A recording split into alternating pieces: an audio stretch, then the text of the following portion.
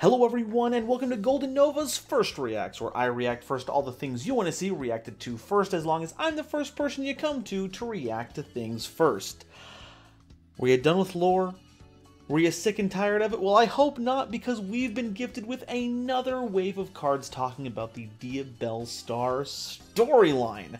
Last we left off, that further in this set, not the last set, we saw some more images about what led up to the events going on currently. We saw Diabell Star trying to make her way in the world after the White Woods had been taken over by the corruptive presence, and the trials that Diabell's had to go through after being consumed by said corruptive force. There was even a bit of a trap card image that I was confused about. I thought it may have been a modern day version of Diabell's, but as you all pointed out thankfully in the comments, the person in the background of that was Morion, so it was just after the fight that was shown against what would be the Sinful spoils that she would incorporate into her own body.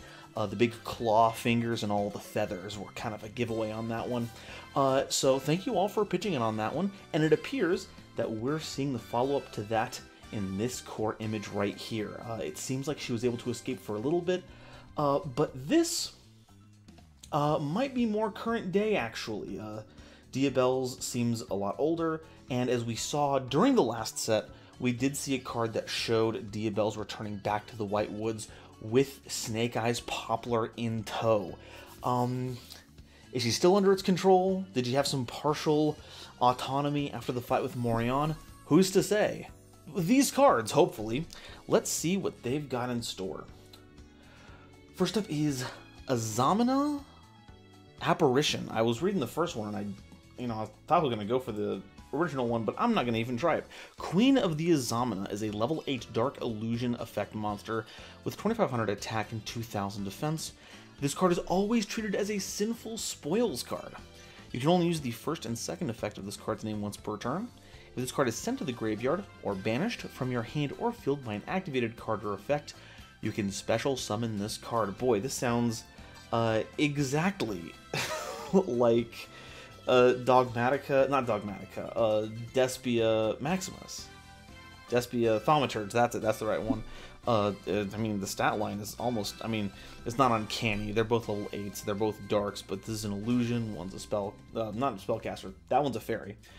Point is, it's pretty similar. Sent to the graveyard. This one's just by an activated card or effect. This one, not like a fusion, but it checks if it's sent to the graveyard or is banished from the hand or field, which is like the Despia trigger on that to a T. That's very funny. But if we use it as material, we get to bring it back. When your Amina or White Forest monster destroys an opponent's monster by battle, you can target a Sinful Spoils spell or trap card in your graveyard and add it to your hand. Now this itself is an Amina monster, so this will trigger if this destroys an opponent's monster. So you just get one of your... Once again, I cannot understate just how good these Sinful Spoils spell and trap cards are. If you're watching this, you've played the game, you've seen them, you know how good these cards are. So having a way to get them out for free by generating a body that comes out by making fusion monsters, pretty wicked. It doesn't help with like setting up or making your board more deadly, but it does certainly give you more material to work with, and it does make it like your opponent better have an answer to your offense, because if it goes through, it's gonna hurt. It's also funny that it destroys by battle. Is this why the illusion monsters are allowed to destroy things in battle in this world? Because otherwise this effect doesn't work with any other illusion monsters, which the Aminas are almost exclusively, so that's so funny. That is so funny.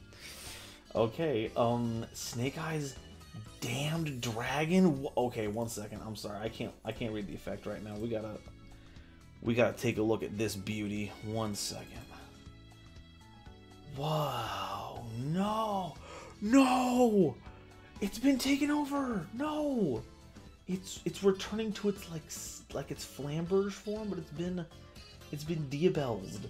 You can see on like the wings it has like her coat stuff. Oh no. I guess also the big blue mixture of mouths and eyes kind of gives it away too. No, Poplar, no. Okay, Snake Eyes Damned Dragon, level 8 Fire Dragon fusion monster, requires a Snake Eyes and an Illusion monster as fusion material. It must either be fusion summoned or special summoned by sending 2 face-up monster cards from your spell and trap zone to the graveyard. Wait. It doesn't say that those 2 face-up monster cards have to be the fusion material on this. So, am I made to believe that you can just use any 2 back row monsters for this? If this card is special summoned, you can target a face-up monster on the field and place it face-up in its owner's spell and trap zone as a continuous spell card, because why not? Okay, so that's funky. That's a very funky card. This lets you use cards for other purposes. This itself is not like an enabler or an extender, but it's a big body that lets you use up materials that otherwise would just kind of be stuck in your back row. Oh, that's... Like, it literally does not say, by sending 2 face-up monster cards that match the material. It's just any 2. Okay. Okay. Saint Azamina. Okay, now we also have to take a look at this thing right here. 0 attack, 4,000 defense. Whoa, okay. Yeah, that's they mean business. They mean business. Okay, Saint Azamina, level 10 Dark Illusion fusion effect monster. Now it is an Azamina, and I think this is why the Azaminas were worded the way they were, because now, if you want to summon this with any of the first wave Azamina cards, you have to send 3 Sinful Spoils to bring this out. But with materials such as a level 6 or higher fusion monster and a level 6 or higher synchro monster, I think it'll be fine. Ooh, that sounds... It's like this order of operations things where it's like, if you want a hard fusion summon this, you have to get a synchro monster out, which is a whole different... Like, it's a Whitewoods thing. So you have to have that. Or you could use the Azamina effects to bring this out, in which case you're sending a lot of cards to do it. Or you use that new heavy polymerization, because these are both cards in the extra deck. If your opponent has 2 monsters, you can just send them to the graveyard. Hopefully they don't have a lot of life points, but if you send Saint Azamina as the level 6 or higher fusion material, technically that's 0 damage you're taking from heavy polymerization. So, interesting. But what does it actually do? You can only use the second effect of this card once per turn. The first effect, your opponent cannot target this card, cards they control, and cards in their graveyard and banishment with card effects. Also, they take any battle damage you would have taken. Okay, I gotta break that down. So your opponent can't target this card, cards they control, and cards in their graveyard and banishment with card effects. So this one, like, so I guess to break this down even further, this card can't be targeted, and then any of your own stuff can't be targeted. So you can't give them a bonus from an effect.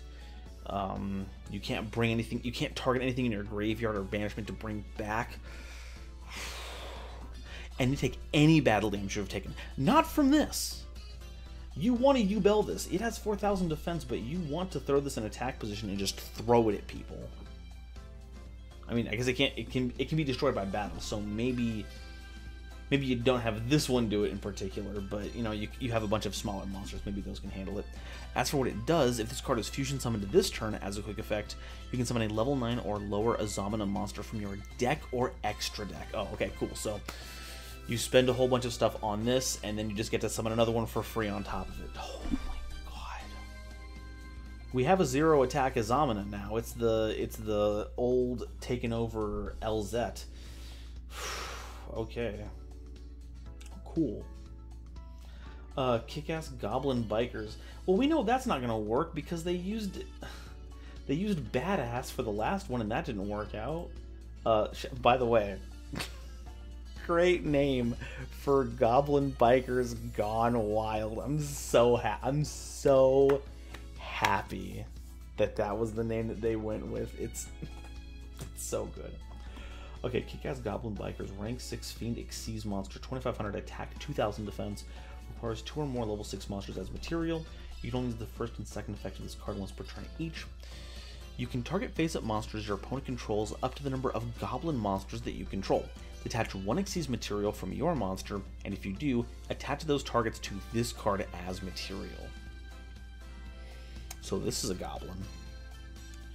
So it's basically Silent Honor Arc by itself.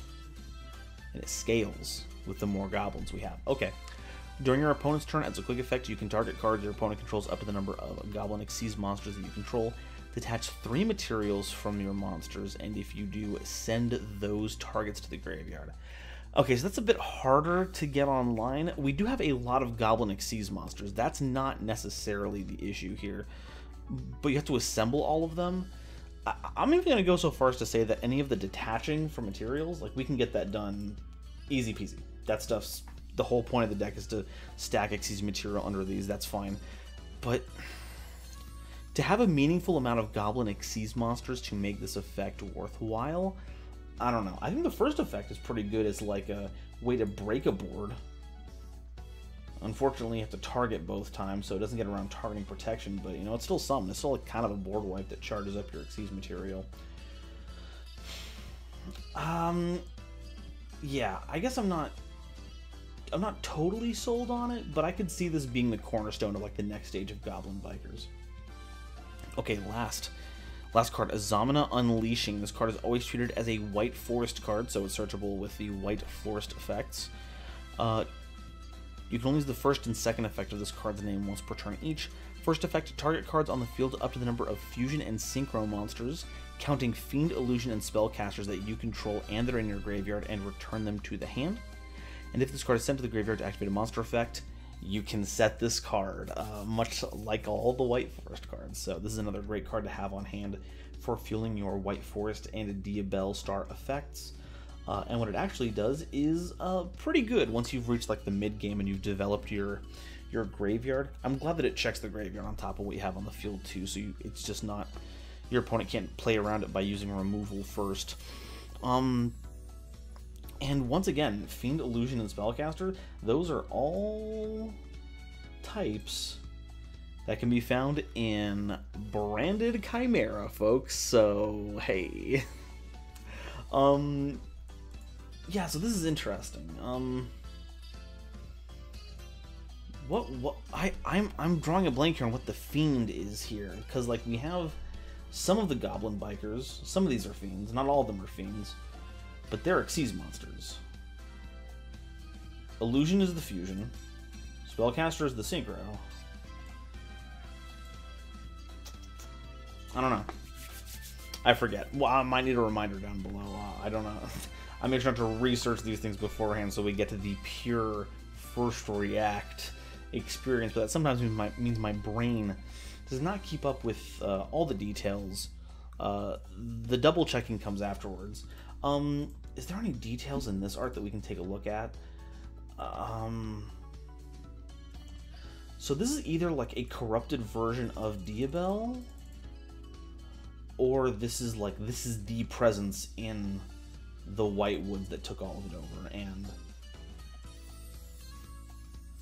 that might be... No, because it was a younger... No, the timeline does line up. If the younger Elzette from previously had that big dragon behind her, and that's a corrupted version of Diabell, the Diabell Synchro, then this could just be the opposite of her, and this is the corrupting force. Alternatively, this is just the corrupted version of Diabell, and the creature that Diabell's had was just some other unrelated creature. I think both of them are equally valid. Oh no! And yeah, this is confirmed. This is recent. We've got Poplar right here, still asleep because of the effects of Morion, and things are getting bad. Oh man, they just keep... This set is all bangers. Are you kidding me? So, quick breakdown. We have a Amina and a Sinful Spoils card, so it tracks for all the Sinful Spoils stuff. I actually have to revert on going over everything. We didn't go over the image of this one, though. I'll be honest, we can't really figure out much because the image quality is still pretty low for now. we got wings over here. It's pretty similar to Moa Regina, but I still think that's Morion. Especially considering the kind of similar name structure. So I think this is just... This could be Corrupted Diabell. Though I would expect it to be called Diabell. So maybe it's like Azamina is its own thing. So I think that's the... I think that's what I'm going to go with. But anyway, so we have a really good piece of fusion material that will get you back your Sinful Spoils if you can win combat. You have a big 3000 beater that can set up cards in the back row and use cards in the back row. You have a 4000 defense booty that keeps your opponent from touching any of their own cards with targeted effects, which I think that is legitimately a really wild effect to have. We've had some pretty gross interactions with, I think it's either metal silver armor or rare gold armor, a really old equip spell that kept your opponent from targeting the equipped monster with particular cards, or it made it so that your opponent could only target the equipped monster with particular effects, and that affected things on their own field they were able to target. So there's been some niche usage for that. Saint Azamina is that for everything, and it reflects battle damage on top of it, because why not? Right? We have a new Xyz monster for Goblin Bikers, which I don't know if that was exactly what they needed, but at the same time, I can't think of what a really good payoff card that they have access to, so maybe this is exactly what the doctor ordered.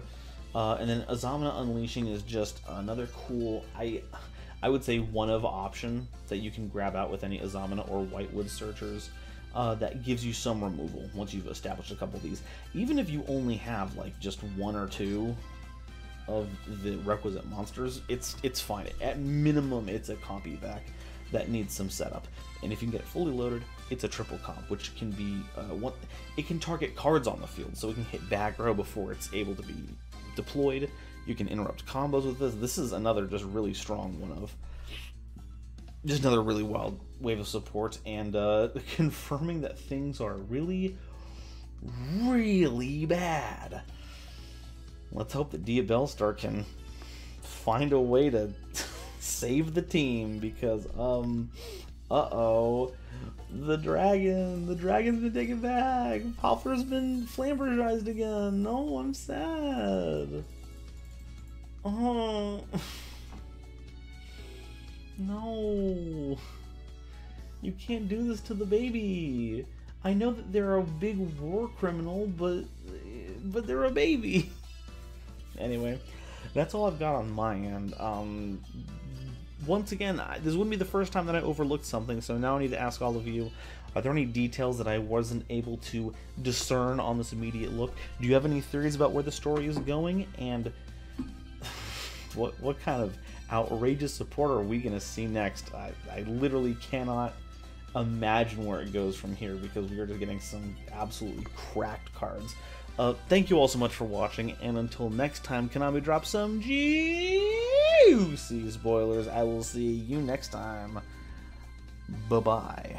Today's episode is brought to you by Dragon Shield. Get the sleeves as strong as dragon scales and get 5% off your order by using the coupon code GoldenNova at checkout. It was also brought to you by my lovely patrons, including this month's illustrious Quasar Commanders, Upstairs Media and Natiel Lee Alexander, Nebula Navigator's 3rd Dynasty, 50 Gigabytes, Ada Basilisk, Adam Zajdel, Owexotoa Hime, Anansi Dragon, Ancient Wizard, Andrew Newman, Battle Axe, Kane Senpai, Chibi Gohan, Christopher Fuss, Clockswork, Comrade Copperbottom, Eric, Frankie, Garland Chaos, Great Big Pillock, Hair Bear, Happy Majin, Harry the Ominous Benefactor, Iron Zero, Iskander 711, Carp, Mana Charge, Marion James E. Picata, Mega Combi is entering the Chrysalis,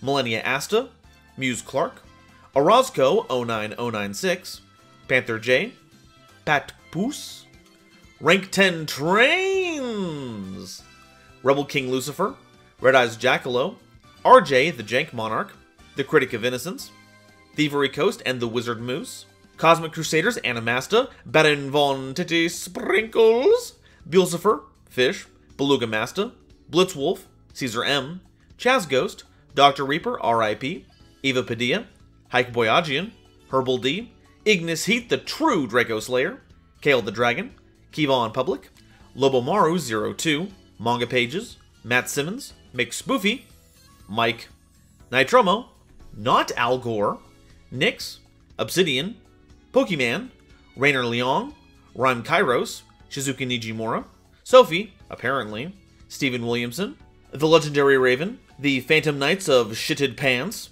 The Gene, Tiger X2476, Weasel King of Weaseltown, and Zaldreka, as well as the wonderful Starlight Explorers you see on screen now. If you'd like to help me in my journey to cover all of Yu-Gi-Oh's archetypes, get my videos early, be a part of these credits and other awesome perks, it would mean the world to me if you would check out the link to my Patreon in the description or consider joining as a YouTube member.